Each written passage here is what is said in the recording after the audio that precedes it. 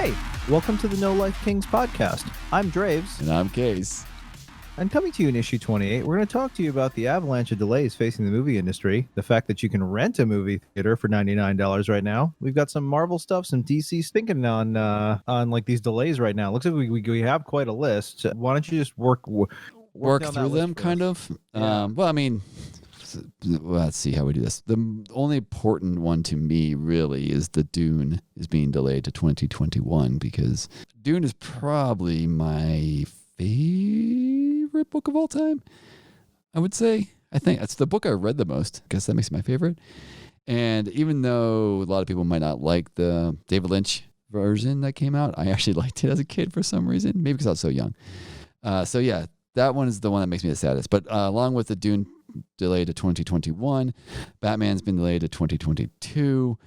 Bond, which I think the new James Bond was supposed to come out like recently. It was supposed to come out, I think, in May. They then delayed it to November, and now they've delayed it to April 2021. Yeah, that's James Which is the one Bond. that I'm the saddest about, by the way.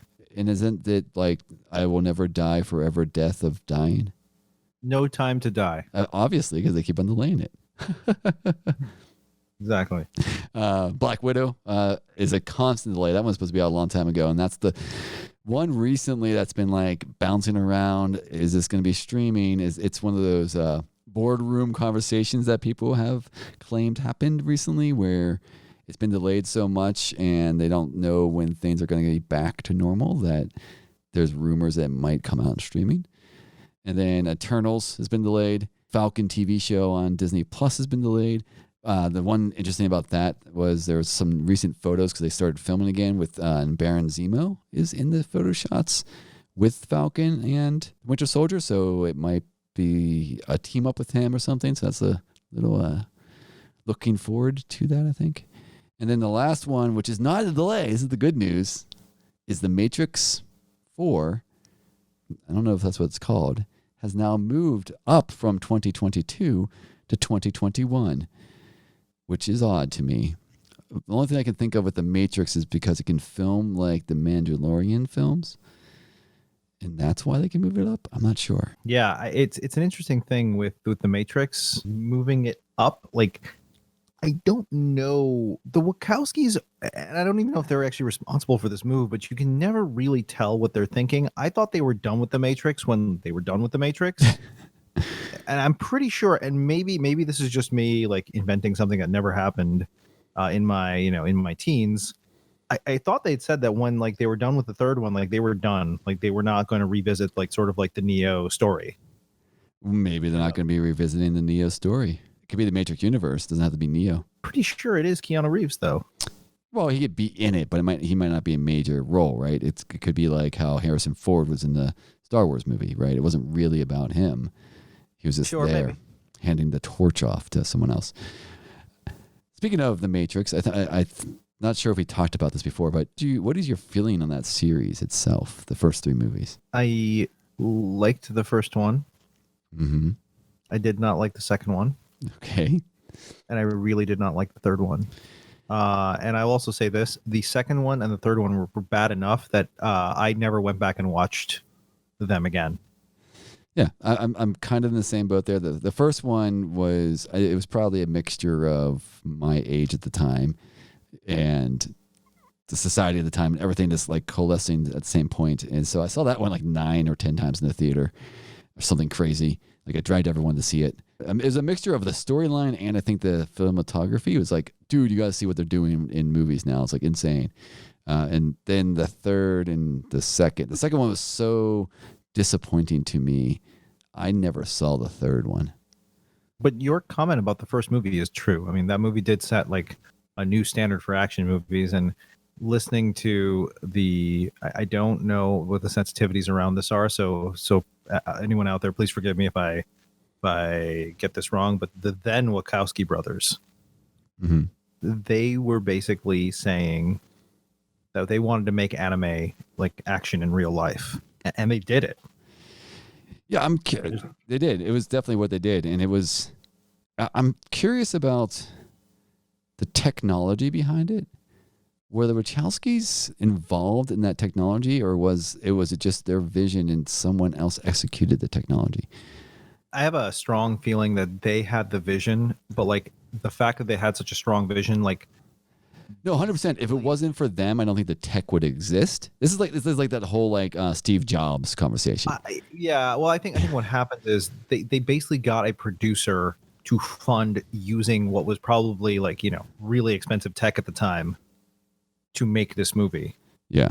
So the tech probably existed, but like I don't think anyone had sort of like thought about how to integrate it into a way that you could make a like profitable and successful film. Yeah, there's probably like there's probably like some scenes like if I was more in the word I'm like in embedded back then in the movie culture, I might have been like scenes from different movies that like use parts of what the Matrix did, and the Matrix was the first one that made a whole movie using that technology. You know, like how CGI when it first came in, it was like, oh, we used it for this one little thing, Yeah, and now it's like CGI is in everything. You know, it's everywhere. It's like people's mustaches are removed with CGI, you know, stuff like that. for sure. So I wonder if that's what it was. Is like there's like all these pieces of technology around. Wachowski's looked at all that and said, "Hey, we could actually make a big movie using all this technology all the time, and blow people's minds." Yeah, I'm hesitantly optimistic on 4, mostly because I really like Sense8 that came out on Netflix. I like the concept behind it, and the Wachowskis tend to have ideas outside of the norm when it comes to their movies. Like they have very social. They have conversations about society in them, but they also break molds of what a standard storytelling or structure is, and the technology they use to make their stories, which is awesome. What's really interesting about this is It's gonna be in 4D. long time ago, I had a conversation with M. Night Shyamalan, and at the time he told me that he really admired the Wachowskis as filmmakers, but it wasn't the Matrix that he thought was their best work at the time. It was actually a movie called Bound, and I went and rented Bound, Yes. watched it, and I really didn't it just didn't register with me as So being anything great. And I think it's really funny sometimes how filmmakers, they just have this like other sense for movies right. that like maybe like you and myself and like regular people don't have. But there was clearly like the way he was explaining it to me as to like what was great about that movie and everything like that. When I went and saw the movie, I was just like, I didn't get any of it. Like that's all lost on me. It was just really interesting, kind of an interesting situation. If I remember this movie you're talking about, it was a movie that I was almost gonna. Yep, it is. It is the movie. Jennifer Tilly's in it, right? Gina Gershon and Jennifer Tilly. Yeah, it was a movie, and this is to me when the take this as you wish. It was like I didn't see it in the theaters, but I remember it on the shelves at the VHS rental places because it's the 90s, and being like, I'm kind of interested in seeing this, but also I don't know if I should rent this and let someone see me rent it because it's like they're two females bound together in the cover of the VHS. And I'm like, this is like weird. I don't know if I should check out with this in my hand, type thing, Which, well, I mean, this is like before you could go on the internet and be like, what is this movie about, right? All you had was the cover and the art, the clips on the back, not the clips, and maybe there was a video store employee who could tell you about it. Yeah. So I was like, and I didn't want to take this like seemingly maybe late night HBO movie. Yeah. And ask about it. Which I didn't even know until this moment that was Wachowski's, by the way. Now I'm actually kind of interested in it. It's just something. When I think of the Matrix, I think of that time in my life, and I think of like that being like, it was kind of cool to have a chat with like a director who was, at that time up and coming for an Oscar and everything like that, and then have him go and recommend this movie. So I went and like, rented it, and I was kind of like, the fact that it just had no effect on me whatsoever was kind of interesting. Yeah, I can see that being like directors looking at something different, right? Yeah, just their sense for the art, I think, is different, and I think it's actually why sometimes they will make a movie that like people just don't get. Right. And if you think about some of M. Night's career, I think that's probably lining up. Yeah, I've actually watched Tremors the Making of Tremors documentary today. It's like a 30 minute thing, and it was like the director was basically like, "This is what we wanted." Like the writers wrote that. There was the other movie they wrote. Short Circuit was the other movie, right? So the big movie. Short Circuit was a huge movie at the time. By the way, yes. Short Circuit kind of got a problem with it as a South Asian. I understand. It's at its time. It was probably would not fly today, right? It probably would not fly. But you know what? A remake with an actual Indian dude or actually woman, would I think fly today pretty well. Yeah, I think doing something like that totally. But at the time, so they wrote this movie, they pitched it, and the person that was looking at their agent was like, "Well, I never sign anyone who doesn't have 2 scripts, right? I need at least 2 scripts." So they then pulled this like Tremors thing out of the drawer, and like the director believed in it, everyone believed in it, and it's like, and then it bombed at the box office, right? And it's just like this whole like it's amazing how into something a director can get. The only person that didn't believe it really was Kevin Bacon. He was kind of sad that he was in it at first. Like when he started the filming, and he loved everyone he worked with, don't get me wrong, but he was just like, when I read the script, I'm like, oh, I think my career might be over. You know what's funny? I have seen that movie.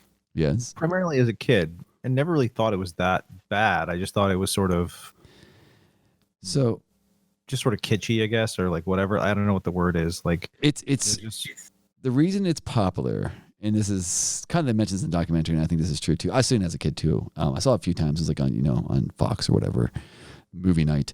It's a horror movie that's not too scary, but it's also comical, so it can be watched with a family. So like you can a whole family can watch Tremors, and then yes, there's some scary parts, but there's also these comical parts. Every character is well-rounded people. I mean, there's only like 8 of them in the movie, right? Because it's a small town. Yeah. Very strong female character too. Like takes care of herself. Actually fights and everything. Like that was one of the big things the writers want to make sure is that they don't want the damsel in distress thing. And so that I think is why it's ingrained in our. It's something you can always just put on, no matter who's with you. Where it's not a great movie. It's not like mind blowing, but it's well made. So it's like not a bad movie. So you can put it on and you can enjoy it, But yeah, it's not going to win Oscars or anything like that. But it did bomb in the box office. But then in VHS, which was kicking off that same year, like it skyrocketed because people would rent it for the family, right? We're totally off topic now. Well, I mean, we've been talking about movies, but the one thing, and it was in sort of the show header as well, and we might as well talk about it now, is these delays and the fact that the movie, like the movie theater industry is closing a bunch of theaters. Regal's closing a bunch of screens. Yep. If I recall, I think they're shuttering 900 screens, or is it 900 locations? I think it was like 500 locations in America, but then more in UK and other places. Yeah. So, we're having this huge contraction in the theater industry. You can now rent a theater for $99. Well, $99 to $350, depending on the movie that's being played. Which, by the way, we may have a No Life Kings episode from an AMC movie theater at some point, so be on the lookout for that. That'd be fun because we probably couldn't put sound equipment in. Well, we could. Do you think they'd let us play video games on the screen? You can do that. That's actually something that does exist already. So maybe that's what we'll do. Like I think you rent it before, like you stream it. There's like a weird thing where you can do like it's like like movies usually play from like 11 to like 12 midnight. I think they can like rent it early or late night. Yeah, and do stuff like that at some theaters. It's not all of them. So what's interesting is, would you do this? Would you rent a theater out, Case? Yeah, 100%. I think me and you talked a little bit off air about that. I think like I'm all in for like I would be fine with $50 or something like that, just for that experience to be in a theater with just me and like 3 people, right? So if it's $50, let's just say it's like $100, even $150. Let's call it $200. Take like sort of like the mid or $220. Sure, and we got 4 people, that range. Right? That's what I'm saying. Like okay, so $225 between 4 people is what, $60 something? Yeah, that's what I'm saying. $65, and maybe a little more than that. So like, a video game. If you're looking at something in the mid 60s to basically rent out a whole theater between 4 people, why is the movie industry so against just selling me like premium content that I don't have to go to the movie theater for, even if it costs me $50 and I can just own the movie? Well, I'm not sure how this works with AMC. So the But thing, it's not an AMC. Sell it to me on iTunes, sell it to me on Amazon Prime Now, sell it to me like in some way. If I have to pay like, $50, $60 to see James Bond No Time to Die now, the movie's done. Like, just sell it to me for $60. Like, as long as I get to own it, like, I'd probably pay up just to see it. well, so here's the thing I would say, and I understand from your standpoint that's what you'd want, but and I understand from Disney's standpoint that actually might be beneficial. I don't know how these contracts work, but AMC is trying to figure out how to make money, and AMC doesn't make money by you buying it on iTunes. So I think AMC has a contract to say, hey, we own the rights to this movie, and we'll pay you, $50 every time it plays on our screens, or something like that, right? There's probably some value that they have to pay. Right. I think that the way it works is they get money at the gate. So they get ticket sales. Usually it's a ticket sales, but I don't know how it works if someone rents the theater and they play the movie, because it's still technically. Do they get all three? Does all $100 go to Warner Brothers? No, so somebody explained this to me once. I like, if anyone knows what this is, I'd love to hear from you. My understanding is that 50% of basically ticket sales get retained by the theater. Okay, well, that's so for AMC, that's the thing, right? So it's like, but I don't know if that's actually how it's structured. That could just be what it works out to. Like the deal could be different with the way the theater is. It just could happen that like when you back it out, it turns out to be about 50% of ticket sales. It's probably also something to do with the movie, right? So that's why like Tenet, you have to pay $350 versus New Mutants, you might only pay $100, right? So based on what movie it is, what the contract is, that's why that range is there. So it's probably like amount of money that AMC's pulling in and the amount of money they're giving them, and then they hope that you buy popcorn, soda, and stuff, right? $350 to go watch Tenet. I think you get about 7 friends. You could probably do that, and it's probably not bad. Maybe get 10 people. Yeah. Well, in my brain, renting a theater with 4 people, you can easily go to the 4 corners and be distanced, right? Yeah. I think with even like 6, 7, 8, you should be fine. 10 should be fine. It depends on the theater, but I think 10 could be easy. Also, but I think this is AMC doing this to try to stay afloat versus like Disney saying, "Hey, do this to stay afloat." But speaking, the reason I brought, go ahead. Yeah, go ahead. No. I was gonna say the reason I brought Disney into this is recently a judge ruled that Disney would be allowed to purchase AMC theaters, which is something that was not allowed back in the 50s or 40s or something like that, because they didn't want the movie theater industry to own everything. No. Well, we already live in a world where Apple, Amazon, Microsoft, and Google basically own everything now, and the entire government handed the country to Amazon, Walmart, Costco, and probably a few other chains that I don't even think about. Just like handed them the entire country for 6 months. Yep. Some of that was needed, but I think that with some clever / common sense practices, we probably could have opened up small businesses sooner. And I think that some of that's just compliance with people too. Let's just be honest. We ended up in this situation now where it's actually kind of like interesting, like going into COVID, and this is a real tangent, and we don't really talk about this stuff that much on the podcast. You look at like sort of like what the power structure of the world looks like going into COVID and coming out of COVID, and it's just so much more concentrated in fewer and fewer big companies. And you get to this point now where AMC Theater, Disney owning AMC Theaters just kind of makes sense, even though probably for a lot of years it either didn't make sense or didn't seem like it would be a good move for consumers or whatever. But now there's basically no choice. Well, I mean, Disney's bleeding out money right now too, though. So maybe they just laid off $28,000 from the theme parks, but the theme park business is where the money is.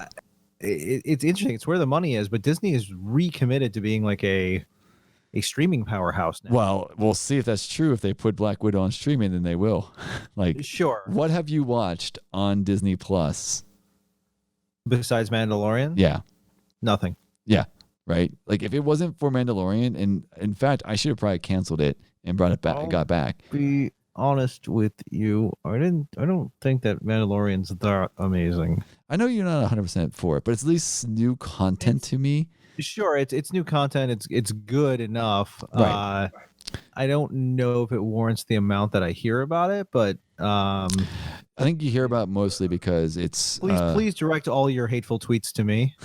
Case isn't part of this. No, I mean, I understand what you're saying, but I think the reason it gets talked about a lot is because it is bringing Star Wars back to a form that people enjoyed, right? The movies Sure. were very divisive. And that's actually one thing I don't like about Star Wars too, is if you criticize the movies, if you criticize like anything, it's just unending hate that you end up with. Yeah. And it's honestly like people just relax. Like, Don't say anything about bad about Batman versus Superman. You'll find more hate. yeah. Just Find something right with Batman versus Superman, you might find. Oh, that's something HBO Max will give us is the Snyder Cut. That's a reason to keep HBO Max. Yeah. But I think the thing is, if Disney wants to come back into streaming, they need to do something that HBO Max is doing. Like since HBO Max is here, John Cena's Peacemaker, for example, is going to HBO Max. A lot of DC stuff's going to HBO Max. They have Doom Patrol now. But also what HBO Max has is all the HBO series that are constantly coming out with new episodes every week right now. Right? You still have like the John Oliver, is that his right name?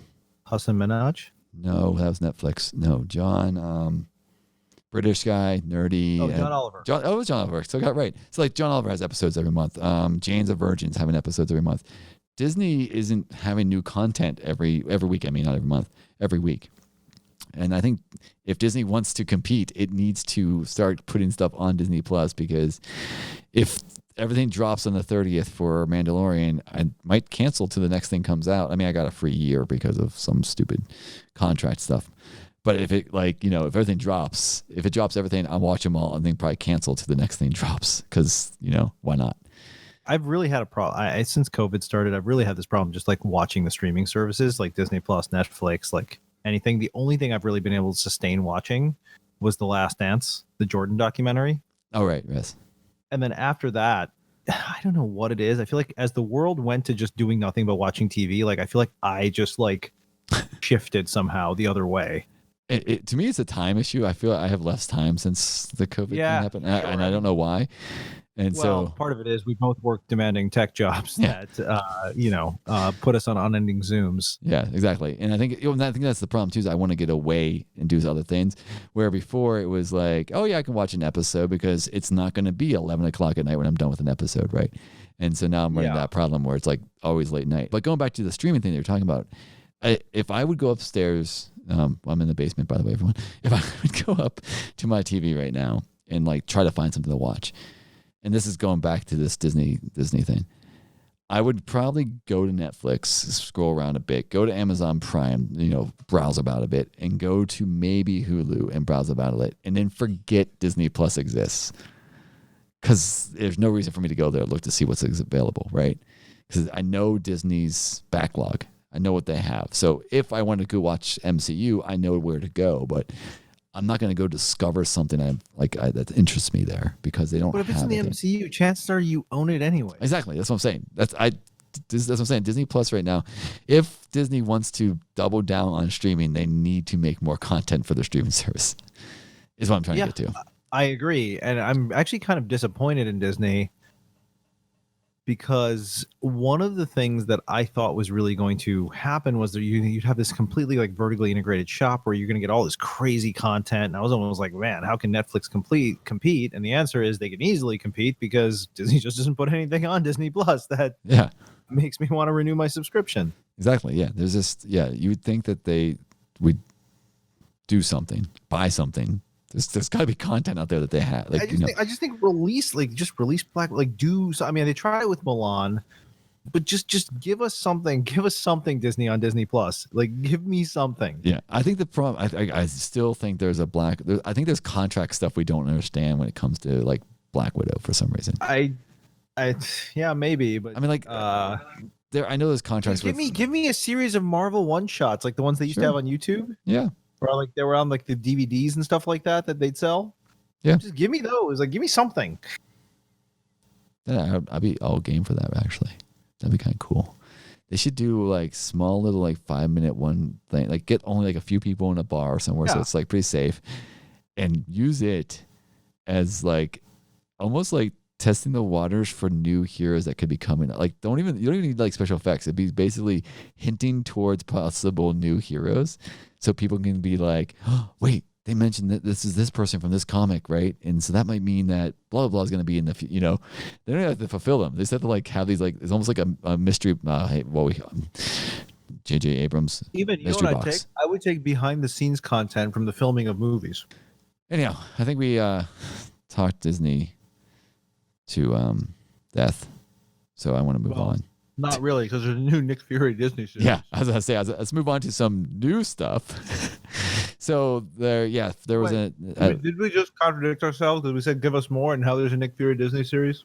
Well, what there is apparently that sentence made no sense. Samuel Jackson is signed on to make some kind of series for Disney, and people are assuming it's Nick Fury. It's supposed to be an MCU. So is it about Nick Fury? Is he only signed on to be like like I mentioned earlier? Yeah. So remember there was that movie called Limitless, starring Bradley Cooper, right? And then they made a TV series based off that movie, where Bradley Cooper technically is in it, but he's only in it for like 10 minutes. Like he's almost like the kickoff spot. So there could just be like Samuel Jackson signed on for some kind of MCU series because he's going to come in and kick off the series about his son, or, about the new Nick Fury, which is exactly kind of what we're talking about, right? Hinting us towards something new. And maybe that's what it is. It's like they need to replace Nick Fury because even though Samuel Jackson is pretty cool, I think he's getting a little old to be an action star. So he might need to be replaced. Thing that's maybe scary to me was kind of like confirmed and not confirmed over the last few weeks is in Spider-Man 3. It seems that Jamie Foxx, who played Shocker in Amazing Spider-Man 2, which is Andrew Garfield Amazing Spider-Man, Andrew Garfield and Tobey Maguire have all been confirmed to be in the new Spider-Man movie being made. It was confirmed, and then the studio came out and said, we will not, we have no comment. They didn't actually say no. They just didn't want to confirm it. So it seems like it's true that Jamie Foxx, Andrew Garfield, and Tobey Maguire will be in the new Spider-Man 3, which really hints that they're going to try to do Spider-Verse in live action. And I don't know how I feel about that. They just need to stop. Remember, Sony owns Spider-Man too. So if they do this, how's that affect the MCU? Because that would mean that the different universes exist in MCU also. I don't know. I don't know anymore. And even if they close the portals or whatever at the end of it, then why even do it? Because you just reset your whole thing to have not universes again. It's this really the whole Sony thing. They just need to give Venom and give Spider-Man just entirely over to Marvel. Just do a revenue sharing agreement. Just be done with it. Just stop making movies. So, all Sony movies would stop, or just MCU ones, just Spider-Man ones? Yeah, I don't know. I've always found this to be one of the most annoying things in all of cinema. I think to me, I'm scared because let's see, how many Spider-Man movies have they made now? 6, 7, 8, right? And I would say 3 are good. 4 are good. So they're batting 50% on the good scale, and 2 are horrible. So, and they seem to always screw up the third one. They always play that, and this actually sounds that way. I really like Sam Raimi's Spider-Man a lot, except the third one. And Sam Raimi would tell you this, suffered from the studio being like, we need to add these other villains. We need more villains. We need to introduce more villains. We need more, villains. And so that's why you have Venom, and you have Green Goblin #2, and you had Sandman, and you just kept on adding all these villains, and it really hurt the movie a lot. And now it feels like Spider-Man 3, this thing worked. We won an Emmy for our animated Spider-Verse. Add more Spider-Man, and get Jimmy Fox in here. We need more callbacks. It's almost, I'm gonna probably get in trouble with DC World, but it's almost like in DC where when they first started, like when MCU started to be successful, and DC wanted to play catch up, instead of organically adding in callbacks and stuff like that, it was just, here's a YouTube video of this guy doing, Flash stuff. It was so blatant, it was bad. And I'm scared they're doing this with Spider-Man 3. Don't know. Why do they keep doing it? Why can't they just stop, Case? Money? Yeah. I mean, Venom made a lot of money. Just remember that. I actually still haven't seen the Venom movie, and it was a box office smash, which is scary. So speaking of the Venom movie, because of their great Venom movie, they made a new movie called Morbius, and they had a trailer for Morbius. Tell me about it, Case. I don't remember much of it, other than I know Morbius was a scientist who had some debilitating disease and used bat blood, a specific type of bat blood, to try to cure themselves, and became I'm air quoting this, a Batman, a man that is a bat, a vampire basically, in the comic book. I never liked the Morbius character very much in the Spider-Man universe. He always confused me a little bit, but he plays that fine line of crazy scientist, but maybe he's not wrong. Spider-Man has a lot of those, right? Lizard's the same way. He lost his arm and he tried experimenting on lizards to regrow his lost arm, and then he screws up and becomes this monster. It's the Jekyll and Hyde thing almost, right? The thing that's kind of I guess exciting is I think Jared Leto's a pretty good casting call. Because he can play insane. But the only thing that's interesting is, wasn't Morbius Eastern European? I don't know. Yeah, I don't remember. I think I'm just... I actually do not remember. For some reason, I feel that way, but I'm also wondering if I'm just thinking that when I read him in a Dracula voice. Oh, I'm gonna drink your blood. Some horrible thing like that, like Count Dracula. It's so maybe that's why. Yeah. Maybe. I think you said that in the trailer you noticed something in the background, like a callback to Venom or something. Is that there's a Spider-Man in it, that's what it was.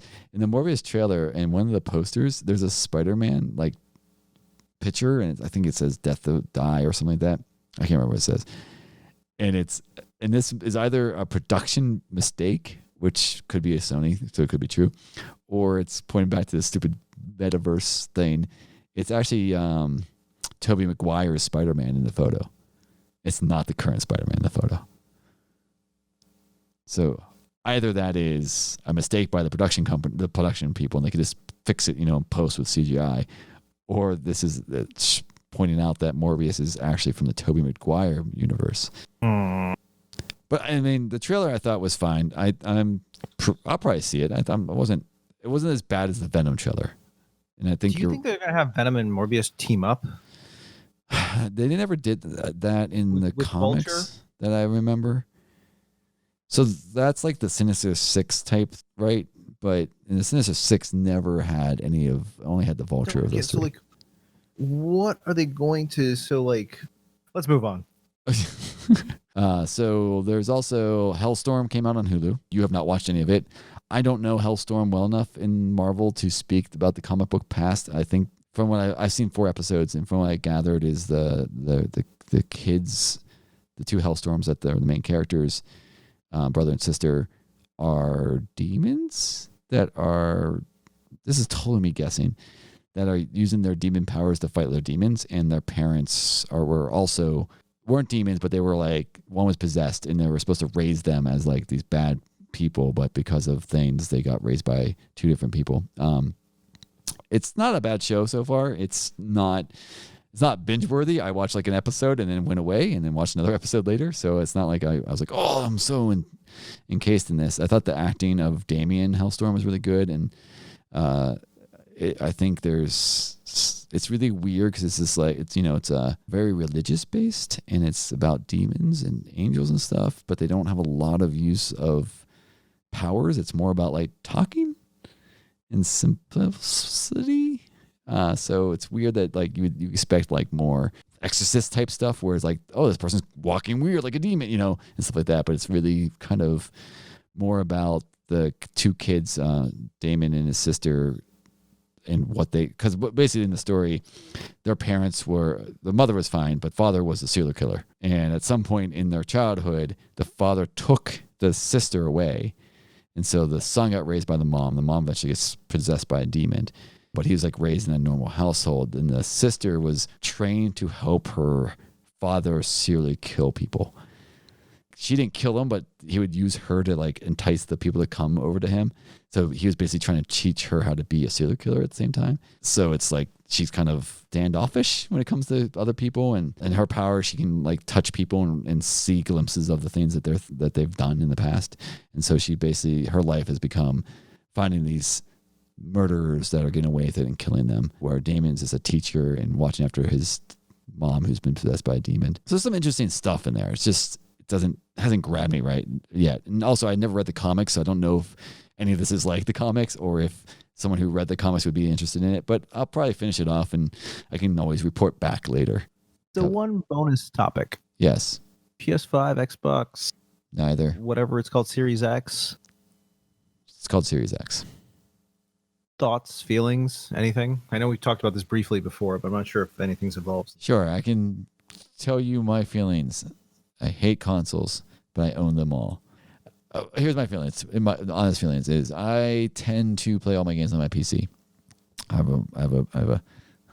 I hate to say this. I have a really well-built rig. Only time I ever buy a console nowadays is because of exclusive game being on that console that I really want. So that's my determination between the two, is what exclusive do they have right now that makes me want to buy that game.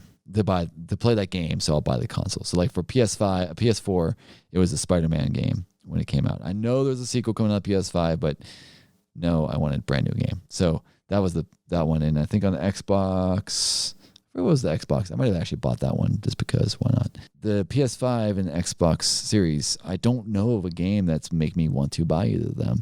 The only thing I can think of is NHL Hockey 2021, but that's a dumb reason to buy a console. I have a tough time now. Like, I think about the last time I really got value out of a console, and it was really the Xbox 360. It was like the last time I really felt like I got my money's worth. I think I got my money's worth out of my Switch maybe too. But I don't think I can be a multi-console person anymore. Like, right. And there's even part of me that wonders, if it's not a Zelda game, will I really play it? And this is the first time I'm really thinking about just foregoing everything, just keeping my Switch, seeing what happens, seeing what Nintendo releases next, I guess. Well, I mean, that's actually what I did like I said, for the PS4. I didn't buy it for like the first 3 years. I lied. It wasn't Spider-Man. It was Until Dawn. I really want to play Until Dawn. And it was just like one day I'm like, I have a free day and I really want to play this game that everyone's talking about. So I went and bought one. And that's the only reason. And it was, it was cheaper then because it's been out for a while and stuff like that. So it's one of those things where like the Xbox 360, I think I got day release. PS3, I got day release. The Sega 32X, I got day release.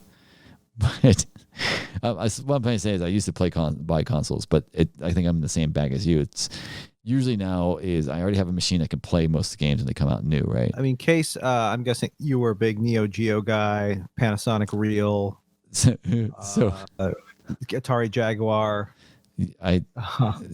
Technically, I had most of those. The funny thing was, Really? Yeah, of course. The only thing I didn't have was a Dreamcast, which I did get a Dreamcast like 5 years ago. The 32X, which was discontinued in 18 months. Yep, I got the 32X, and then it was like discontinued. So, all right, storied history.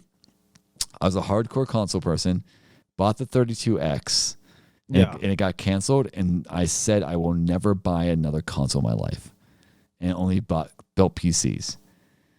And that all the way through college, or like everything. And then some reason, I don't know what the reason was. In Sony, like I bought I bought a PS2, and this is like 2000 something, I believe, because one of my roommates in college had a PS, so, the original PlayStation. Like, I bought a PS2, and I played. I want to say it was Baldur's Gate, but that's not the right game. I played a game all night, 24-hour thing, right?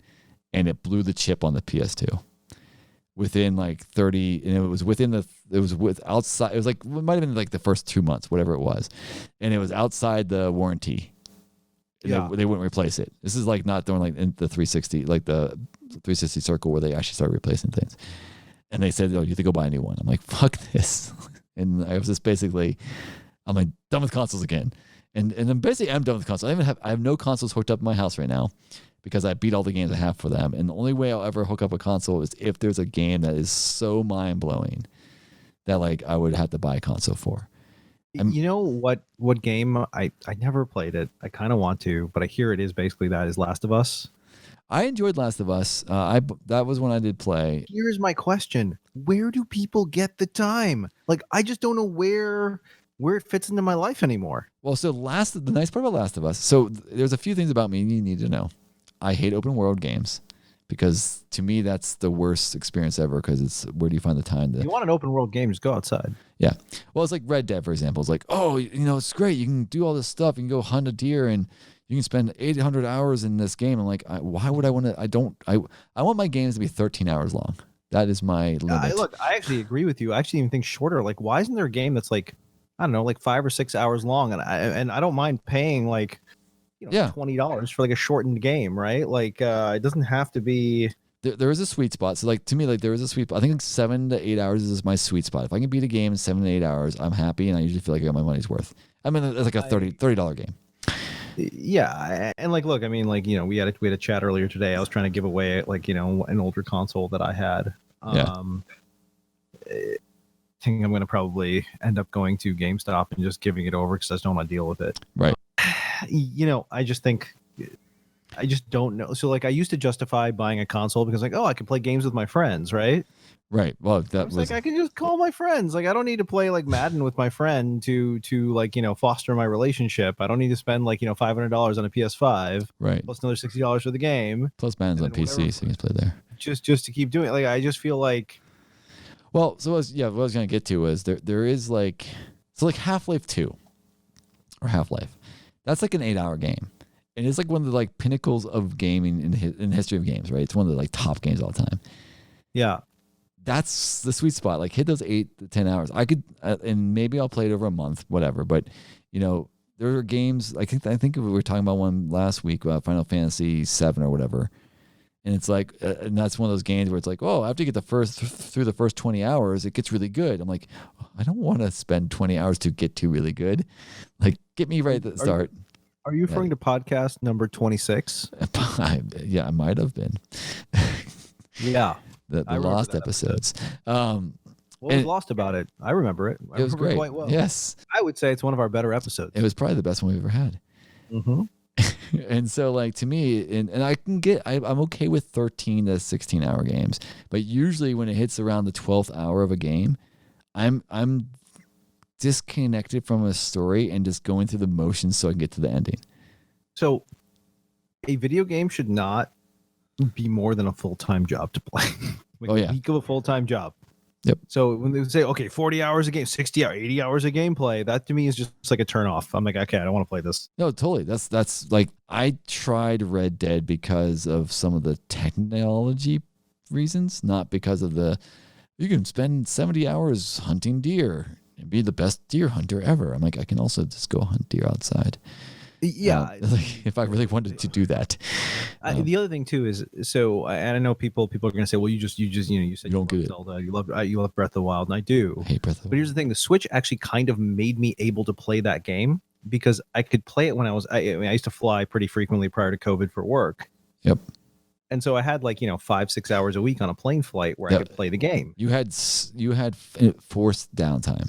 Yeah, and so in that case, basically the Switch made it possible for me to play a long game like that. But I just I find it really hard to sit down in front of my TV, and maybe this is also really the fact that I can't even watch stuff on streaming services really anymore. But I find it really hard to sit down in front of my TV. And it's interesting. I've been spending more time at my parents' home during COVID, and even my mom kind of made the comment that you don't watch TV at all anymore. And I was like, yeah, I don't know what happened. You got old.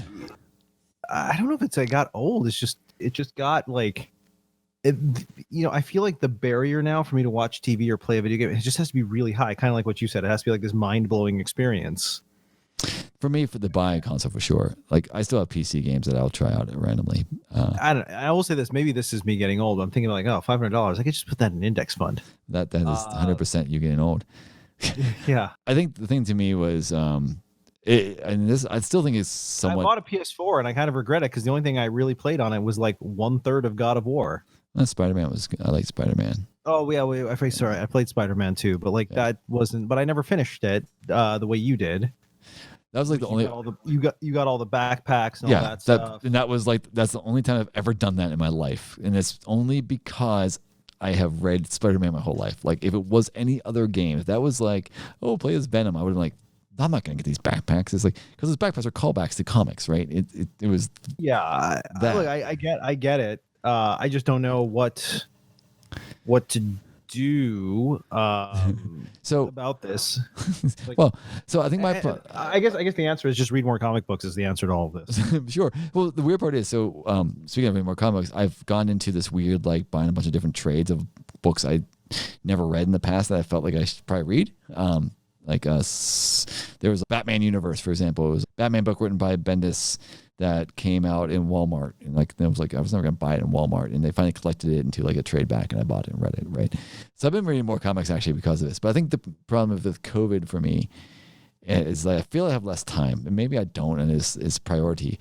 But it's almost like if I'm gonna sit in front of a TV, there's like a list of things that I have to like be done with before I do that, right? There's other things like I want to talk to people I know to make sure they're doing okay, right? I want to do this. I have this other work I need to get done in my house. Oh, I need to do this thing, or I need to do this thing.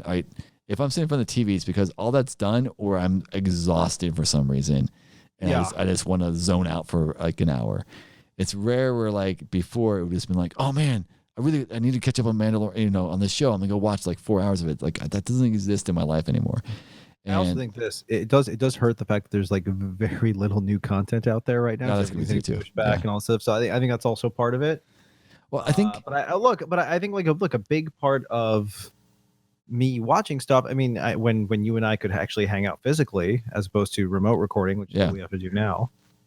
Was hey, that thing's coming out. Hey, Case, let's go see that together, right? Yeah, totally. Yeah. It was now, social. That's not a thing. Like it's lost kind of like its appeal for me. So now like the only thing we can do, I mean, like I guess now the only thing I really do is like if it's for this podcast, because this is also kind of like how you and I hang out. Yep. It is that kind of like is maybe like impetus. I know like reading like House of X, Powers of X, so that you and I could talk about it was like something, right? So like that's now kind of like a big driving force for me as opposed to just like the entertainment value. It's like the social connection part of it. Right. And I think like some of that's just harder when there's not a lot of content and no place to go watch it. I was even thinking about just putting a projector out in like the backyard. That's what I actually did that, by the way. Oh, did you? I bought a projector and a screen and watched. That's where we watched Lovecraft Country outside. Huh. Nice. Is that worth watching? We only made it through the first 3 episodes. I enjoyed them. There's a lot of what service is that on? It's HBO Max. Oh, okay. Maybe I'll try watching HBO Max and seeing if I don't know. Like, I did. Actually, no. I watched most of Watchmen pre-COVID. Like, it just. I was gonna say the same about this. It's not exactly the same thing you're talking about, but yeah, it's very similar. When I was younger, and we talked about this earlier. I remember I mentioned I saw The Matrix like 9 times in the theater, and I've probably seen Batman 1989 like insane amount of times. Yep. There are movies that I've seen, like Endgame even.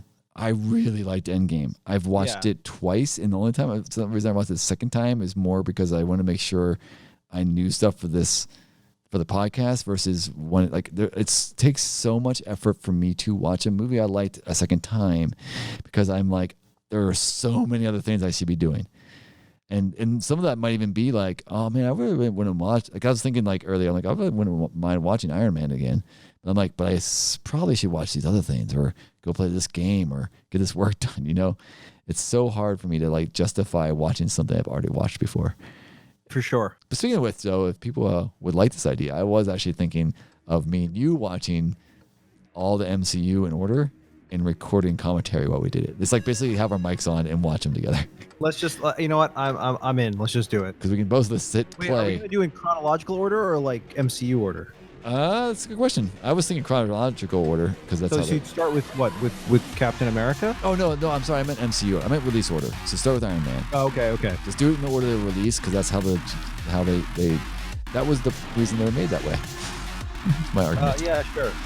Because it'd be weird to like callbacks you won't get. To me, it's like that would give me a reason to watch these movies again versus me just vegging out, right? And trying to find that time. So I guess that'll probably be like a series that will launch soon. Sure. Looking forward to it. And so we have nothing else on the docket, but we do want to hear from you.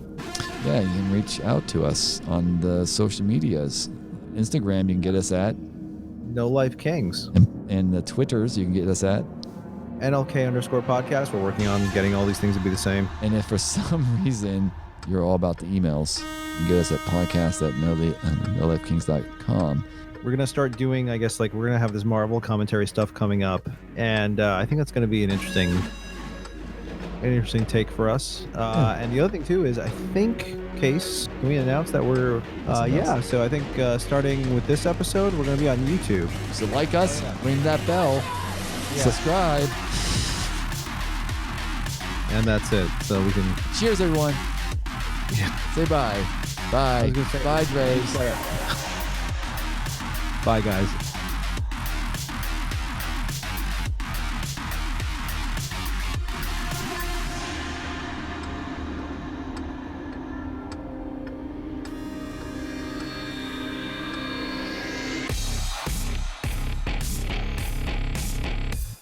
Do you want to start over?